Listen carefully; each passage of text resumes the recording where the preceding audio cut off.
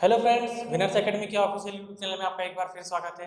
आज की वीडियो में हम ये देखने वाले हैं कि आरआरबी ऑफिस असिस्टेंट और आरआरबी पीओ इनके जो प्रीवियस ईयर में अर्थमेटिक के क्वेश्चंस आए थे उनको हम किस तरीके से सॉल्व करेंगे, ये आज की वीडियो में हम देखने जा रहे हैं। यदि आपको हमारा ये वीडियो पसंद आता है तो हमारे वीडियो को लाइक जरूर कर लीजिए। आने वाले समय में आपको इसी टाइप की वीडियो और चाहिए तो चैनल को सब्सक्राइब कर लीजिए और बेल आइकन को भी प्रेस कर लीजिए ताकि फ्यूचर में जो भी वीडियो अपलोड होंगे तो सबसे पहले आपको दिखेंगे। तो चलिए स्टार्ट करते हैं हमारा आज का ये सवाल। तो सबसे पहला सवाल है, एक विद्यालय में 20% विद्यार्थियों की आयु 5 वर्ष से कम है। एक विद्यालय है, एक स्कूल है, वहां पे 5 वर्ष से कम उम्र की आयु के जो बच्चे हैं वो 20% है। तो 20% जो है वो 5 वर्ष की आयु से कम है। ठीक है, अब 20% 5 वर्ष की आयु से कम है तो 80% जो होंगे वो 5 वर्ष से अधिक होंगे। तो 80% बच्चे जो होंगे वो 5 वर्ष से अधिक के होंगे। तो सवाल में जैसे दिया है कि एक विद्यालय में 20% विद्यार्थियों की आयु 5 वर्ष से कम है, 5 वर्ष से अधिक आयु की लड़कियों की संख्या है 64। 5 वर्ष से अधिक आयु की लड़कियों की संख्या है 64 है, जो कि लड़कों का 2/3 है, 2/3 भाग है। तो जो लड़कियां हैं ये लड़कों का 2/3 भाग है। ये लड़कों का कितना है? 2/3। 2/3 किसका है? लड़कों का।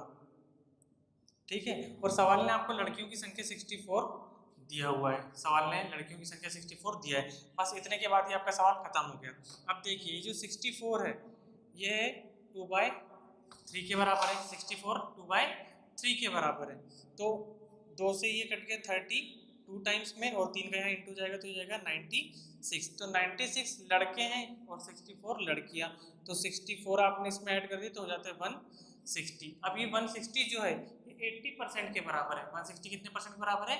80% के बराबर है। तो 160 डिवाइडेड बाय 80। और अगर आपसे सवाल पूछ रहा है कि कुल संख्या बताइए, क्या बताइए? कुल संख्या। तो कुल संख्या के लिए हम इंटू 100 करते हैं। तो ये आटे का माठ 8 दूनी 16, तो ये आपका 200 आंसर आ जाएगा। तो यहाँ पे आपका 200 आंसर आ गया।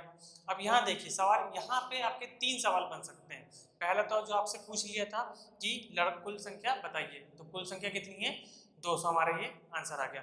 दूसरा सवाल ये बन सकता था कि 5 वर्ष से जो कम है, 5 वर्ष से कम वालों की आयु बताइए, तो वो 20% है, तो यहाँ पे इंटू 20 कर देते तो वो आ जाता। अब यहाँ पे जो तीसरा सबसे इंपॉर्टेंट सवाल बनता है वो ये बन रहा था कि 20 वर्ष से आयु के जो कम लोग हैं, 5 वर्ष से आयु के जो कम लोग हैं जो कि 20% है, तो 5 वर्ष से कम आयु के जो लोग हैं उनमें लड़के और लड़कियों का अनुपात बताइए। ये सवाल भी बन सकता है। तो इसका जवाब क्या होगा? ज्ञात नहीं कह सकता, या फिर डेटा इनसफिशिएंट है, मतलब आंकड़ों की अपर्याप्त है या डेटा इनसफिशिएंट है। तो यह इसका आंसर दिया जाता। तो 3 सवाल बनते हैं जिसमें से एक हमने दे दिया और 2 मैंने आपको समझा दिया। चलिए अब देखते हैं हमारा अगला सवाल। हमारा अगला सवाल है, किसी परीक्षा में 5 प्रश्न थे। अब एक एग्जाम थी, उस एग्जाम में 5 सवाल दिए हुए थे जिसमें 5% छात्रों ने सभी सवाल हल किए। जैसे कि आप स्क्रीन में सवाल देख पा रहे हैं, मैं एक बार स्क्रीन से सवाल पढ़ लेता हूं, आप बोर्ड में स्क्रीन में सवाल देख लीजिए। किसी परीक्षा के प्रश्न पत्र में 5 प्रश्न थे, 5% छात्रों ने सभी प्रश्न हल किए। तो यहाँ पर 5 4 3 2 1 और ये 0, ये इसलिए लिखे क्योंकि यहाँ से आपको इसको थोड़ा सा इस तरफ से लिख लेते हैं। ठीक है, 5 4 3 2 1 और 0। तो जिन्होंने 5 सवाल हल किए हैं उनकी संख्या कितनी है? 5%। उनकी संख्या कितनी है? 5% है। उसके बाद जिन्होंने 0 किए हैं उनकी संख्या भी 5%। इतनी इंफॉर्मेशन हमको सवाल में गिवन है, इतनी इंफॉर्मेशन गिवन है। उसके बाद बोल रहा है कि शेष के 25% छात्रों ने, शेष के 25, तो शेष के 25%, इसका मतलब ये हुआ कि टोटल हमारे पास 100% रहे होंगे, टोटल 100% रहेंगे। इसमें से 10% तो ये कम हो गए, 5 ये वाला और 5 ये वाला। अब यहाँ पे आपका बचता है कितना? 90%। कितना परसेंट बच गया 90। तो अब शेष का जो बोल रहा है वो 90 का बोल रहा है, तो 90 का 25%, तो 90 का 25% होता है 22.5। किसी भी नंबर का यदि आपको कोई भी नंबर है इसका यदि आपको 25% निकालना है तो उसके लिए हम क्या करते हैं, 2 बार हाफ कर देते हैं। तो 2 बार हाफ करने पे हमको क्या मिलेगा 45 और उसका हाफ करेंगे तो 22.5। तो ये 22.5 ये कितने लोगों ने किए हैं, तो 25% छात्रों ने केवल एक ही प्रश्न हल किए हैं, तो एक वाले जो है वो 22.5। इसके बाद अगली लाइन में बोल रहा है 20% छात्रों ने केवल 4 प्रश्न हल किए हैं। अब यहाँ पर देखिए 4 प्रश्न, सबसे मेन पॉइंट यही है सवाल का, यहीं से सब मैक्सिमम लोगों के सवाल यही गलत होंगे, यही ट्रिक है। ठीक है, सवाल ने क्या बोला था, शेष का 10%। ठीक है, यहाँ पे 10% होना है, उसके बाद शेष का 25%। अब शेष का 25% बोलने के बाद उसने लाइन को कंटिन्यू रखा है। आप देखो सवाल में शेष के 25% विद्यार्थियों ने केवल 1% हल किए तथा 20% छात्रों ने केवल 4 प्रश्न हल किए हैं। मतलब ये लाइन पूरी कंटिन्यू चल रही है। इसका मतलब ये हुआ कि जैसे अपन ने 90 का 25% निकाले हैं, सेम ऐसे ही हमको 90 का 20% निकालना है। तो 90 का 20% कितना होता है 18। तो यहाँ पर आएगा 18 और मैक्सिमम लोग यहाँ पे गड़बड़ करेंगे, वही समझेंगे कि ये जो परसेंट हमको निकालना है ये कहाँ का निकालना है 100 का, और इसमें वो गलत हो जाएगा। ठीक है, इसके बाद क्या बोल रहा है, यदि कुल 24.5 मतलब 24 से 1/2 छात्रों ने 2 प्रश्न हल किए हैं। अब कुल बोला है, अब लाइन देखो उसमें क्या लिखा है, वहाँ लाइन में लिखा है 24/1/2, ये 24.5% हो गया। लेकिन क्या बोल रहा है, यदि कुल के, यहाँ पे शेष का नहीं है और वहाँ पे आप देखो कि फुल स्टॉप भी लग चुका है। ठीक है, तो यहाँ पे वो लाइन खत्म हो चुकी थी और उसके बाद उसने बोला है कुल के, तो कुल के मतलब अब आपको निकालना है 100% का। तो 100% का कितना 24, ये कितने किए हैं 2 प्रश्न हल किए हैं, तो इनने 24.5। अब जो बचे होंगे उन्होंने 3 प्रश्न हल किए होंगे। ठीक है, तो हो गया सवाल सॉल्व, इतना ही था। यहाँ से आप कैलकुलेट कर लोगे तो ये कितना हो जाता है 5 और 5 10, यहाँ से हो गया 22 और 18, 22 और 18 यहाँ से 40, ये मिल गया 40 और 50, और यहाँ से आपको मिल गया 25, तो कितना हो गया 75। तो टोटल इन सबका टोटल करोगे तो ये तो आपको मिल गया 75। अब बचता है आपके पास 25%। कितना परसेंट बच रहा है 25% बच रहा है। अब ये जो 25% बच रहा है ये सवाल में आपको बोला हुआ है 200 छात्रों के बराबर। सवाल में कितना बोला है 200, तो यहाँ पे 25, तो 200 छात्र जो है वो 25 के बराबर है, तो 100 के बराबर कितना होगा, तो ये 25 से काट दोगे तो 25 से कितने बार कट जाएगा 8 बार, और यहाँ से 100 कर दोगे तो 800 आपका आंसर आ गया। बस इतना ही सा था। तो आपके पास इतने कैलकुलेशन थे। 2 बात इस सवाल में समझने लायक क्या थी, वो ये कि कहाँ पे आपको शेष का परसेंट निकालना है और कहाँ पे कुल का परसेंट निकालना है। एग्जाम देने जब आप जाओगे तो ये इस बात का ध्यान रखना कि सवाल में बोला किस तरीके से, लैंग्वेज क्या यूज किया है, उसी के अकॉर्डिंग आपको सवाल सॉल्व करना है। चलिए देखते हैं अब अगला सवाल।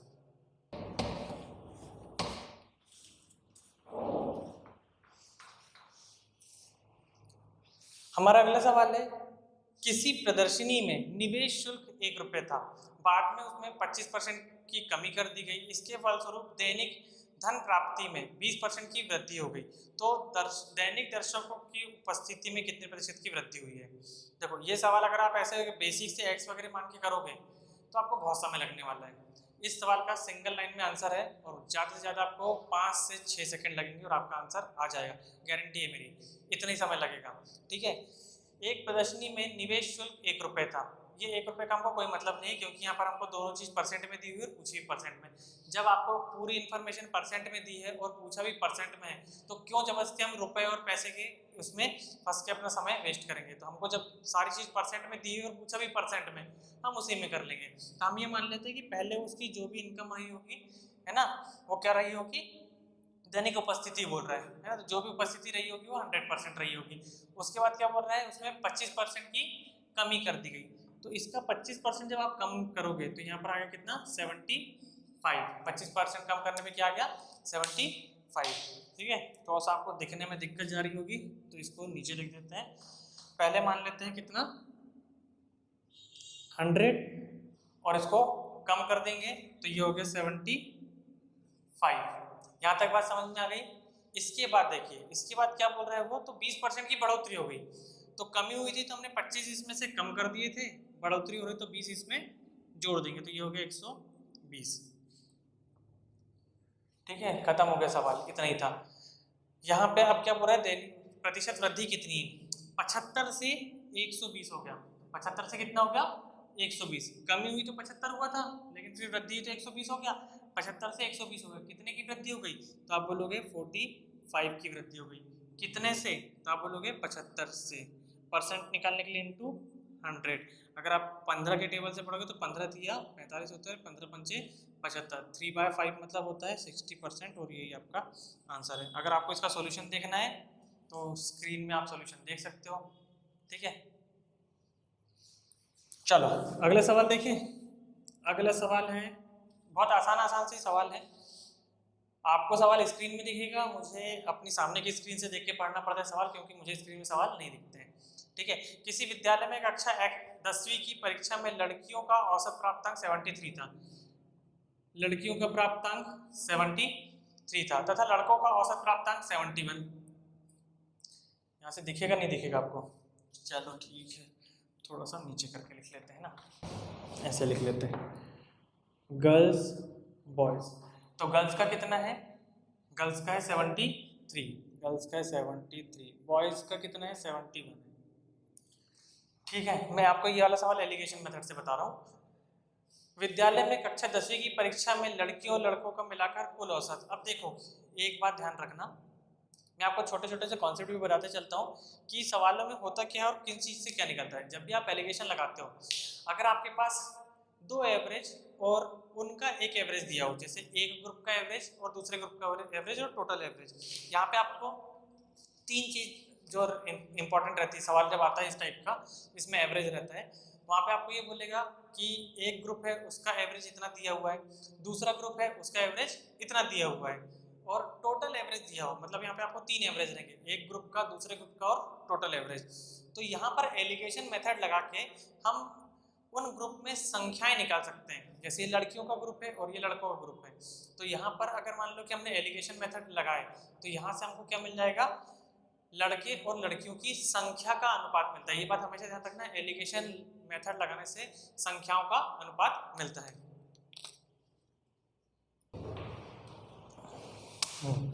तो जब कभी हम एलिगेशन मेथड लगाएंगे तो यहाँ से हमको क्या मिलेगा, लड़के और लड़कियों की संख्याओं का अनुपात मिलेगा। तो यहाँ पर हम सबसे पहले देख लेते हैं कि उनका कुल अनुपात कितना दिया है, तो दे 71.8, तो यहाँ से एलिगेशन लगा दो, इन दोनों का डिफरेंस यहाँ पे लिख देना, तो इन दोनों का डिफरेंस कितना है 1.2 है, इन दोनों का डिफरेंस कितना है 0.8 है, यहाँ से ये कट गया 2 बार, यहाँ से कट गया 3 बार, हो गया सवाल, इतने में खत्म है। अब सवाल ने पूछा क्या है वो देखो, क्या बोल रहा है वो, तो लड़कों की संख्याओं में प्रतिशत ज्ञात कीजिए, लड़कों की संख्याओं में प्रतिशत ज्ञात कीजिए, तो लड़कों की संख्याओं में प्रतिशत निकालना है, तो यहाँ पे लड़कों की संख्या देखो कितना है 3, मैंने आपको बताया था कि जो अनुपात निकलता है वो काय का निकलता है, इनकी संख्याओं का, तो इनमें लड़के कितने 3 हैं, तो लड़के हैं टोटल 3, कितने में से, क्लास में बच्चे हैं टोटल 5, परसेंट निकालने के लिए इंटू 100, अगर आपको फ्रैक्शन पता है 3/5 का तो ये 60%, इसका भी आंसर 60% आ गया। बस इतना ही है आपका सॉल्यूशन हो गया।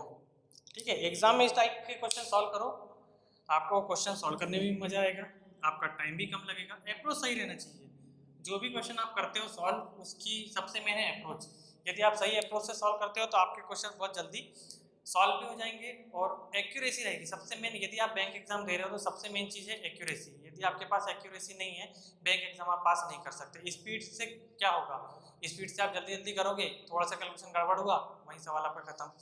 ठीक है, अगला देखते हैं, किसी देश में पुरुषों की संख्या 120 प्रति 100 महिलाएं थी, मतलब हम ये मान लेते हैं कि जो मेल होंगे वो 120 होंगे, तो फीमेल कितनी होंगी 100 होंगी। ठीक है, फीमेल कितनी होगी 100 होगी, तो यहाँ पर फिर क्या बोला, अगली जनसंख्या में कुल 5% बढ़ जाता है, वो महिलाओं की संख्या 10% बढ़ जाती है, पुरुषों की जनसंख्या में प्रतिशत वृद्धि ज्ञात करो। अब यहाँ पर देखो सवाल ने क्या बोल रहा है कि किसी देश में पुरुषों की संख्या 120 प्रति 100 महिलाएं हैं। इसका मतलब ये हुआ कि अगर उस नगर में 120 मेल होंगे, आदमी होंगे, तो महिलाएं कितनी होगी? महिलाएं 100 होगी। अब यहाँ पर वो बोल रहे हैं कि बढ़ोतरी हो रही है, तो बढ़ोतरी क्या हो रही है? सबसे पहले ये बोल रहे हैं कि वहाँ पे जो वृद्धि हुई है, जो जनसंख्या इंक्रीज हुई, पॉपुलेशन इंक्रीज हुई है, अगली जनगणना में कुल जनसंख्या 5% बढ़ जाती है। अब देखो हम इसी को मान लेते हैं कि ये जनसंख्या है, वहाँ पे 120 ही आदमी है और 100 महिलाएं हैं, तो ये टोटल कितने हो गए? 220। तो ये कुल हो गया ना। बहुत आसान सॉल्यूशन है, जल्दी हो जाएगा। उसके बाद क्या बोल रहा है कि अब अगली जब जनसंख्या होती है तो इसका 5% बढ़ता है, तो 220 का 5% कितना होता है? तो 220 का 5% होता है 11, इसमें 11 जोड़ दोगे तो 231। ठीक है, 231 यहाँ तक आ गया। अब क्या बोल रहे हैं? महिलाओं की जो जनसंख्या है वो कितने परसेंट बढ़ रही? 10% बढ़ जाती है, तो महिलाओं की जनसंख्या 10% बढ़ा दो, तो यहाँ से हो जाएगा 110% मतलब 120, 110 सॉरी, महिलाओं की जनसंख्या 10% बढ़ा देंगे तो कितना हो जाएगा? 110। अब देखो 231 कुल है, उसमें से 110 महिलाएं हैं। कुल कितनी है? 231, 110 क्या है? महिलाएं। तो बची कौन? पुरुष जो बचे होंगे वो 121 पुरुष बचे इनके पास। तो ये पुरानी जनसंख्या और ये नई जनसंख्या। अब देख लो सवाल ने पूछा क्या है, तो सवाल पूछ ही रहा है कि पुरुषों की जनसंख्या में वृद्धि प्रतिशत बताओ। पुरुषों की जनसंख्या नहीं बोल रहा है वो, वृद्धि प्रतिशत। मैं आपको पहले पता कि अगर ऐसा रेशियो में दिया तो सवाल परसेंटेज में पूछता है, तो वृद्धि प्रतिशत। तो पहले पुरुष 120 थे, अब कितने हो गए? 121। कितने बढ़ गए? 1 बढ़ गए। तो सीधे से आप क्या करोगे?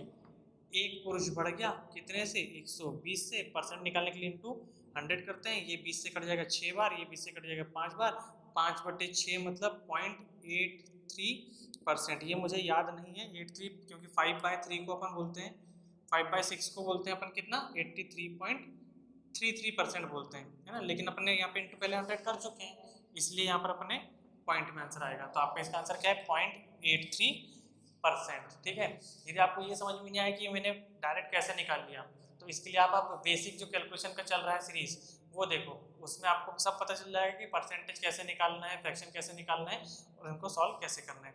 चलिए अगला सवाल देखते हैं, है ना। अभी तक सिर्फ 5 ही सवाल हुए हैं।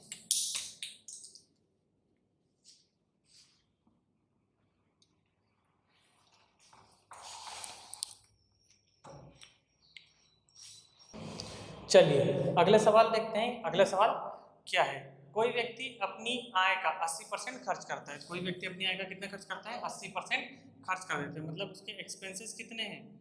एक्सपेंसेस उसके हो गए 80, तो बचा कितना लेता होगा? सेविंग कर लेता होगा 20, तो कमाता कितना होगा? तो इनकम उसकी हो जाती होगी 100। इतने में कोई तकलीफ? ठीक है। हाँ, तो यहाँ इसके बाद क्या हो रहा है? ये तो सवाल ने दिया है, अब ये बोल रहा है, सवाल ने कहा है कि 80% खर्च करता है और 20% बचा लेगा। ऑब्वियस सी बात है, 80% खर्च करेगा तो 20% बचा लेगा, तो इनकम उसकी 100 होगी। अगली लाइन में सवाल ने क्या बोला? निर्वाह खर्च में। निर्वाह खर्च मतलब उसको जो भी अपनी लाइफ जीवन में जो भी खर्चे लगते होंगे उसमें उसने बढ़ोतरी कर दिया, दवाइयों में, स्कूल में, जो भी हो गए, वो उसने क्या किया? बढ़ोतरी कर दी। तो कितने की बढ़ोतरी किया? 37.5 की। तो हमको क्या करना पड़ेगा? इसका 37.5 निकालना पड़ेगा। अब देखो कैलकुलेशन यहाँ से आपके टफ हो जाते हैं। यदि आप ये कोशिश करोगे कि आप 80 का 37.5% निकालना है और फिर उसी को 80 में प्लस कर देना है, तो यहाँ तो आपके सवाल होने वाले कठिन। इसमें कोई दो राय नहीं है कि यहाँ से आपके सवाल कठिन हो जाएंगे। तो ऐसा हमको नहीं करना है। तो इसके लिए हमको क्या याद रखना पड़ेगा? हमको परसेंट फ्रैक्शन याद रखना होगा। परसेंट फ्रैक्शन क्या होता है? वो आप बेसिक कैलकुलेशन की जो सीरीज है वहाँ पे आप परसेंट फ्रैक्शन देखो और आराम से वहाँ पे आपको समझ में जाएगा कि परसेंट फ्रैक्शन क्या है। यहाँ पे मैं आपको डायरेक्ट सॉल्यूशन बता रहा हूँ। तो 80 का 37.5% निकालना है, तो 37.5 को हम बोलते हैं 3/8। क्या बोलते हैं? 3/8। तो यहाँ से 8 एकम 8, ये इससे कट गया, बचा 10, 10 दिया 30। तो 80 में आपने कितना जोड़ दिए? 30 जोड़ दिए, तो आपका हो गया नया एक्सपेंसेस आपका बन गया 1110। तो नया एक्सपेंसेस कितना बन गया? 1110। अब 1110 यहाँ पे होगा। अब इनकम जो है वो कितनी बढ़ रही है? बोले 16 2/3। तो 16 2/3 को बोलते हैं 16.6 भी बोलते हैं, 16.6 भी। तो ये पहले 100 थी, 16.66 बढ़ गया, तो आपका 116.6 6.66 आपकी सैलरी हो गई। यहाँ तक कोई क्लियर है? इसमें तो कोई डाउट नहीं है, ठीक है। तो एक्सपेंसेस कितने हो गए? 110।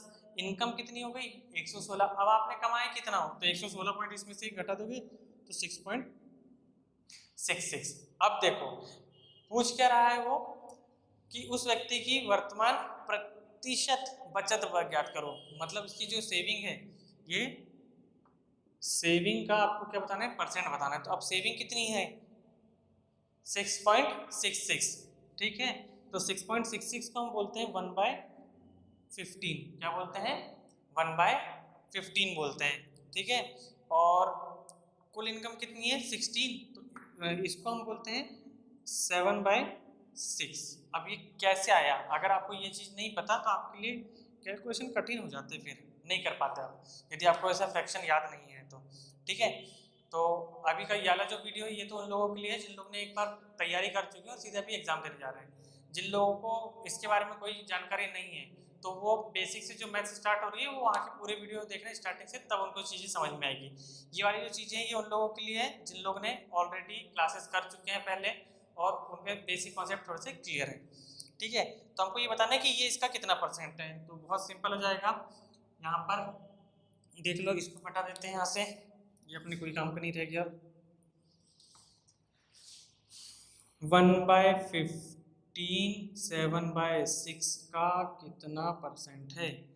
तो यहाँ से या एक तो इसको ऐसे भी लिख सकते हैं, इसी को लिखने का दूसरा तरीका भी होता है। तो दूसरा तरीका कैसे होता है? तो आप इसको इस तरीके से भी लिख सकते हो। यहाँ पे आप लिखते हैं 1/15 इंटू 6/7 इंटू 100। ऐसे लिखो या ऐसे लिखो, बात एक ही है। यहाँ पे 3 से कैंसिल हो जाएगा 2 बार, 3 से 5 बार, 5 से 1 बार, 5 से 2 बार, 20 दूनी 40, 40 डिवाइड बाय 7, 7 पन्ना 35, 5/7% इसका आंसर आ गया। बस यही राइट आंसर है, इतना ही था। अब देखो यहाँ पे सवाल में गड़बड़ कहाँ करते हैं, यदि आप लोगों को इसके परसेंट नहीं पता तो मैं आपको बता रहा हूँ कि आप लोग 1 से लेके 1/1 से लेके 1/25 तक के पूरे जो फ्रैक्शन परसेंट होते हैं उसको तो याद कर लो पहले। 1/1 से लेके 1/25 तक जितने फ्रैक्शन परसेंट होते हैं उनको याद कर लो अच्छे से, ठीक है। तो आपको यहाँ का भी ऐसे कोई भी क्वेश्चन में कभी दिक्कत नहीं होगी। चलिए देखते हैं अब हमारा अगला सवाल, ठीक है। एक कार किसी वर्ष के प्रारंभ में विगत वर्ष के प्रारंभ से उसकी कीमत 10% कम हो जाती है। तो ये तो सीधे सीधे जनसंख्या वाला है, वैसे तो आप लोगों को बन जाएगा, मैं बहुत जल्दी से बता दे रहा हूँ, इसमें कुछ एक्सप्लेन करने वाला नहीं है, बहुत आसान सा सवाल है ना। ये सवाल अगर किसी को एग्जाम में नहीं बन रहा है तो तैयारी करना छोड़ दो, आपका नहीं हो पाएगा, इतना आसान सवाल है, ठीक है। स्क्रीन में सवाल दिख रहा है आपको, आप सवाल स्क्रीन में देखो, बन रहा है या नहीं बन रहा है। नहीं बन रहा होगा तो फिर से 0 से स्टार्ट करो, क्योंकि इतना आसान सवाल अगर एग्जाम में आया और अगर आपसे नहीं बन रहा है इसका मतलब आपको सोचना पड़ेगा कि वाकई में तैयारी कैसी चल रही है आपकी, ठीक है। चलो क्या बोला है उसने, एक कार की किसी वर्ष के प्रारंभ में कीमत विगत वर्ष के प्रारंभ से उसकी कीमत से 10% कम हो रही है, मतलब वह कम होते जा रही है। 2000 में उस कार की कीमत 1,45,800 थी, 1,45,800, 1,45,800 थी, ठीक है। इसको थोड़ा सा 1,45,800 थी, अब 10% से कम हो रही है। तो 10% से कम हो रही, तो अगर मान लो कि पहले कीमत 100% रही होगी तो अब 90 हो रही है, और आपसे 3 साल पहले की पूछ रहा है।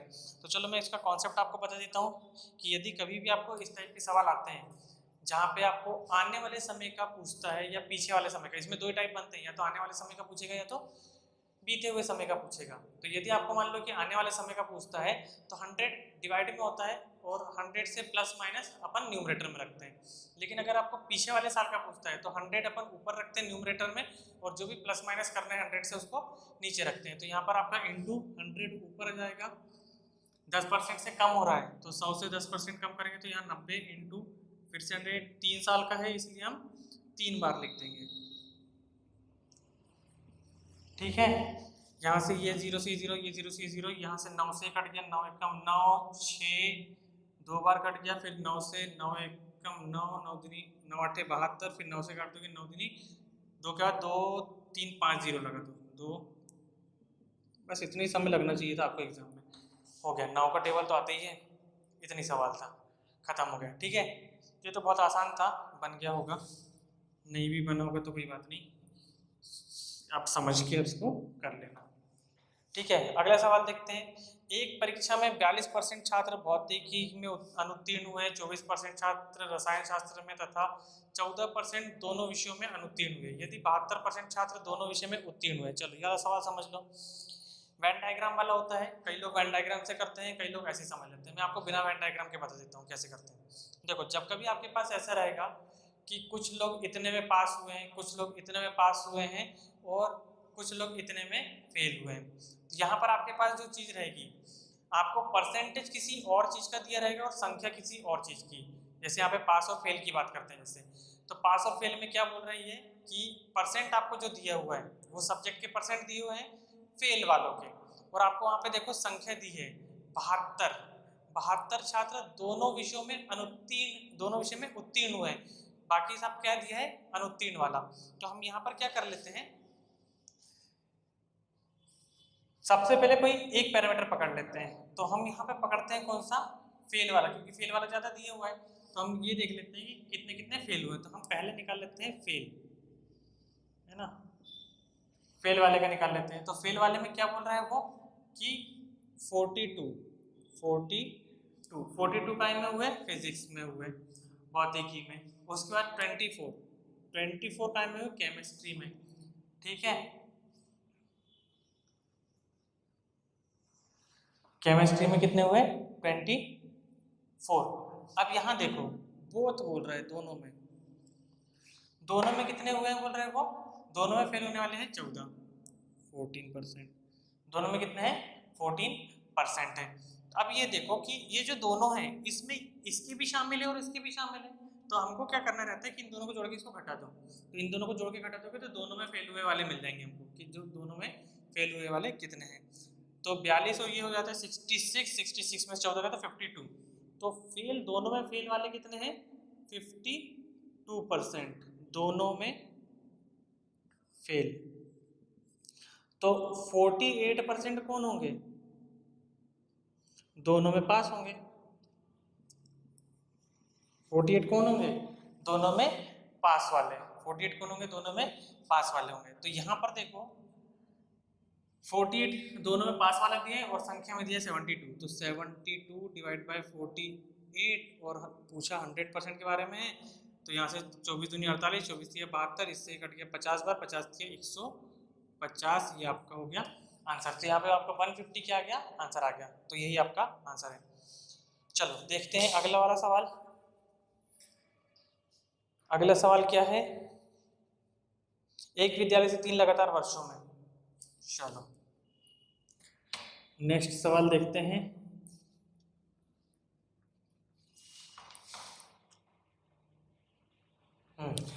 हमारा अगला सवाल है, एक विद्यालय से 3 लगातार वर्षों में माध्यमिक परीक्षा में शामिल होने वाले विद्यार्थियों का अनुपात।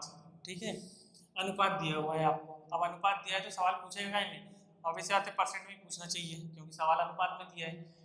तो यहाँ पे अनुपात दिया है 7:8:10। क्या क्या दिया है, 7:8:10। ये अनुपात किसका दिया हुआ है, पिछले साल माध्यमिक परीक्षा में शामिल होने वाले विद्यार्थियों का ये अनुपात है। अब इसके बाद ये क्या बोल रहा है, थोड़ा सा इसको दूर दूर लिखते हैं क्योंकि मैंने इसका एक कॉन्सेप्ट आपको पहले वाले वीडियो में बताया था कि जब कभी अगर आपको अनुपात दिया है तो इसको संख्याओं में कैसे बदलते हैं। ठीक है, अभी अनुपात संख्या में दिया है, अनुपात दिया है, इसको संख्या बदलने के लिए क्या करते हैं हम, सीधे सीधे 2 जीरो लगाओ, ज्यादा कुछ नहीं करना, है ना। अब क्या बोल रहा है सवाल, 75%, 87.5% और 93.75 विद्यार्थी सफल हुए। अब इन लोग ने पेपर दिए, अब सफल होने में कितने हुए 75%। तो इसका 75% कितना होगा, तो हम क्या करते हैं, इसका पहले 25% निकाल लेते हैं। तो 700 का 25% मतलब 2 बार आधा करोगे, तो 700 का आधा 350 और 350 का आधा 175, है ना 6। हाँ, 600, 200, 175। तो 700 में से 175 गए तो कितना बचा? 25, 525। तो यहाँ से आपके 525 पास हो गए। 800 का दूसरा वाला जो बोल रहे हैं 87.75, 87 को बोलते हैं 7/8। मैंने अभी आप थोड़ी देर पहले बताया कि आपको फ्रैक्शन याद होना चाहिए था। 1/8 मतलब होता है कितना? 12.5। 12.5 के टेबल में आता है 87.5। 87.5 ये 12 के टेबल में आता है, 12.5 के। तो अगर आपको ये नहीं पता कि 12.5 के मल्टीपल क्या क्या है तो याद कर लो, ठीक है।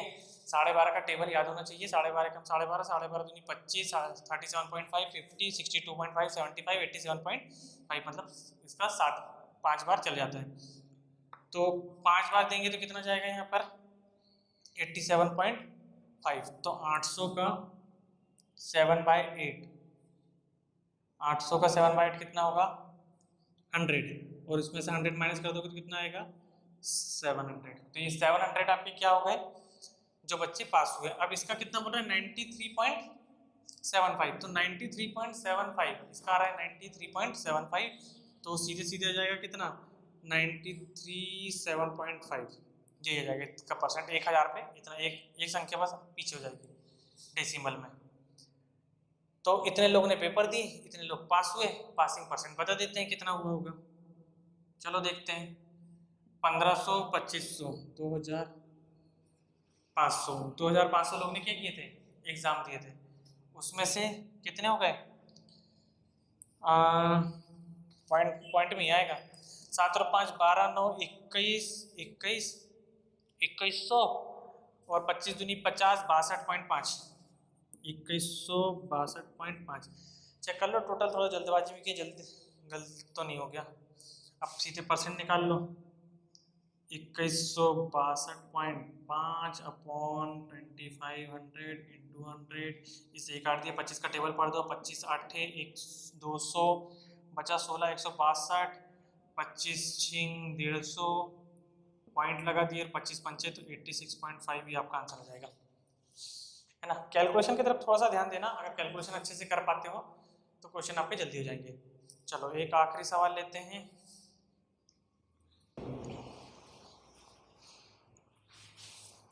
चलिए अगला सवाल देखते हैं। अगला सवाल है, एक मिश्र धातु में 89% तांबा है। अब कोई भी एक मिश्र धातु है। मिश्र धातु बहुत इस टाइप के बहुत सारे सवाल आते हैं जिसमें milk and water, water and milk, alcohol, alcohol milk acid, इस टाइप के बहुत सारे सवाल बनते हैं, ठीक है। तो यहाँ पर जब हम देखते हैं तो क्या बोल रहे हैं? एक मिश्र धातु इसमें तांबा है, ठीक है। अब ये तांबा कितना है? तो ये तांबा जो है बोल रहे हैं 89 है। अगर 89 तांबा है तो हमारे पास 11 कोई दूसरी धातु होगी। इतना हम लॉजिक समझ में आ गया। इसके बाद वो क्या बोल रहे हैं? इसमें कुछ मिलाते हैं। तो इसमें जब वो कुछ मिलाओगे, है ना, अब क्या मिलाना है आपको? तांबा मिलाना है। सवाल ने क्या कहा है? कितना इसमें नए मिश्र तांबा मिलाया जाए कि नए मिश्र धातु में 44 किलोग्राम मिले, मतलब तांबा हो जाए जिसमें 90% तांबा हो। अब देखो सवाल को समझना जरूरी है। यहाँ पे दिया क्या क्या चीजें हैं, ठीक है। सवाल 90 यहाँ पर है, ये 89 यहाँ पे है, 90 तो ये हो जाएगा 10। ये दोनों है, ठीक है। ये 89 के इक्वल 11 है और 90 के इक्वल 10 है। बहुत शॉर्टकट है, बहुत आराम से समझ में आ जाएगा आपको। तो हम जनरली लोग क्या करते हैं, सवाल को 89 और 90 मान के करते हैं, लेकिन ये दोनों भी तो इक्वल है ना। 89 रेशो 11 आ रहा है और 90 रेशो 10 आ रहा है, मतलब ये इसके इक्वल है और ये इसके इक्वल है। तो हम सवाल को 90 और 89 से नहीं करते हैं, हम सवाल को करते हैं 11 और 10 से। अब नया मिश्रण क्या बोल रहा है? नया मिश्रण बोल रहा है 44 हो जाता है। तो ये 44 जो है वो 11 के बराबर है। तो इनमें डिफरेंस कितने का आ रहा है? 1 का आ रहा है। तो हमको सिर्फ 4 kg तांबा मिलाना पड़ेगा और ये आंसर आ गया। बस इतना ही सवाल था। तो हम क्या कर रहे थे, हमने 89 और 90 रेशियो नहीं लेते हुए हमने 11 और 10 रेशियो ले लिए और उन्होंने बोले कितना मिलाना पड़ेगा। तो यहाँ पे क्या होता है? रेशियो इनवर्स हो जाते हैं। जो इसका रेशियो रहता है वो ये हो जाता है और जो इसका रेशियो रहता है वो ये हो जाता है। तो ये नया मिश्रण का रेशियो ये हो जाएगा, क्योंकि हम ये बोले थे कि पहले मिश्रण का 11 इक्वल्स टू दूसरे मिश्रण का 10। तो ये पहला वाला जो होता है वो 10 हो जाता है और दूसरा वाला जो होता है वो 11 हो जाता है। तो नया मिश्रण हमारे 44 का था, तो इसलिए उसके इस पर लिख दिया कितना हमने 11, और जो बढ़ा हुआ था वो 10 से 11 हो गया, मतलब 1 बढ़ गया। ठीक है, मैंने तो इसको थोड़ा शॉर्टकट में कर लिया था, लेकिन आप इसका ध्यान रखना कि पहले मिश्रण का 11 ये बराबर दूसरे मिश्रण के 10 के, इस टाइप का इक्वल करके इसको सॉल्व कर सकते हैं, सबसे आसान मेथड है। तो ये वाले कुछ क्वेश्चंस थे जो खास आरआरबी वालों के एग्जाम के लिए निकाल लिए थे। अप्रोच आप लोग देख लो किस टाइप के अप्रोच से क्वेश्चन सॉल्व हुए हैं। कैलकुलेशन भी देखो कितने आसान आसान कैलकुलेशन थे। यदि आपको वीडियो पसंद आता है तो वीडियो को लाइक कर लो, चैनल को सब्सक्राइब कर लो, और आने वाले समय में ऐसी वीडियो चाहिए तो बेल आइकन को भी प्रेस कर दो ताकि आपको नोटिफिकेशन टाइम पे मिलते रहे। चलिए मिलते हैं अगले वीडियो में, जिसमें कुछ इसी तरीके के क्वेश्चन लेकर आएंगे और उसको और बेहतरीन तरीके से करने की कोशिश करेंगे। Thank you.